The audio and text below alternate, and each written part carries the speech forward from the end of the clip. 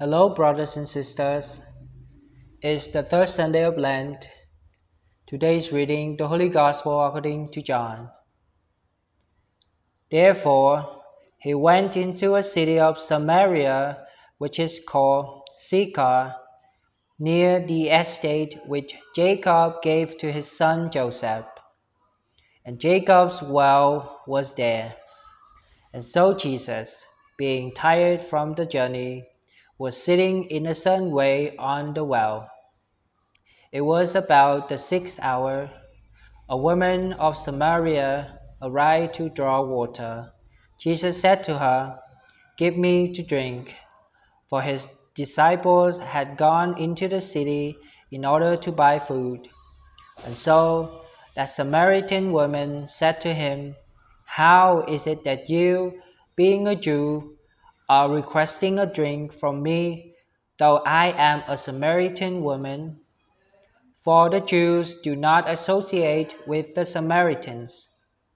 Jesus responded and said to her, "If you knew the gift of God, and who it is who is saying to you, 'Give me to drink,' perhaps you would have made the request of him, and he would have given you living water." The woman said to him, "Lord, you do not have anything with which to draw water, and the well is deep. From where, then, do you have living water? Surely you are not greater than our father Jacob, who gave us the well and who drank from it, with his sons and his cattle." Jesus responded and said to her, "All who drink from this water will thirst again. But whoever shall drink from the water that I will give to him will not thirst for eternity.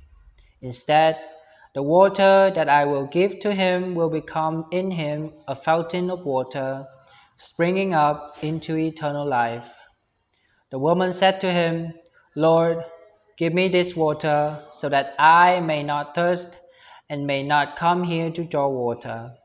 Jesus said to her, "Go, call your husband and return here." The woman responded and said, "I have no husband." Jesus said to her, "You have spoken well in saying, 'I have no husband.' For you have had 5 husbands, but he whom you have now is not your husband. You have spoken this in truth."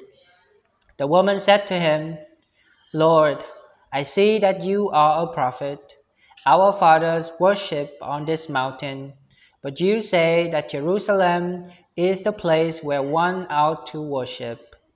Jesus said to her, "Woman, believe me, the hour is coming when you shall worship the Father, neither on this mountain nor in Jerusalem. You worship what you do not know. We worship what we do know. For salvation is from the Jews. But the hour is coming, and it is now, when true worshippers shall worship the Father in spirit and in truth. For the Father also seeks such persons who may worship him. God is spirit, and so those who worship him must worship in spirit and in truth." The woman said to him, "I know that the Messiah is coming, who is called the Christ. And then, when he will have arrived, he will announce everything to us." Jesus said to her, "I am he, the one who is speaking with you."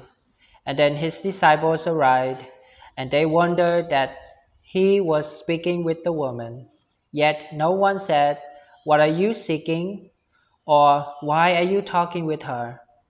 And so the woman left behind her water jar and went into the city. And she said to the men there, "Come and see a man who has told me all things that I have done. Is he not the Christ?" Therefore they went out of the city and came to him. Meanwhile the disciples petitioned him, saying, "Rabbi, eat." But he said to them, "I have food to eat which you do not know." Therefore the disciples said to one another, Could someone have brought him something to eat? Jesus said to them, My food is to do the will of the one who sent me, so that I may perfect his work. Do you not say, There are still 4 months, and then the harvest arrives? Behold, I say to you, lift up your eyes and look at the countryside, for it is already ripe for the harvest. For he who reaps receives wages and gathers fruit unto eternal life, so that both he who sows and he who reaps may rejoice together. For in this the word is true, that it is one who sows and it is another who reaps. I have sent you to reap that for which you did not labor. Others have labored, and now you have entered into their labors. Now many of the Samaritans from that city believed in him because of the word of the woman who was offering testimony. For he told me all the things that I have done. Therefore, when the Samaritans had come to him, they petitioned him to lodge there. And he lodged there for 2 days. And many more believed in him because of his own word. And they said to the woman, Now we believe, not because of your speech, but because we ourselves have heard him. And so we know that he is truly the Savior of the world. The word of the Lord.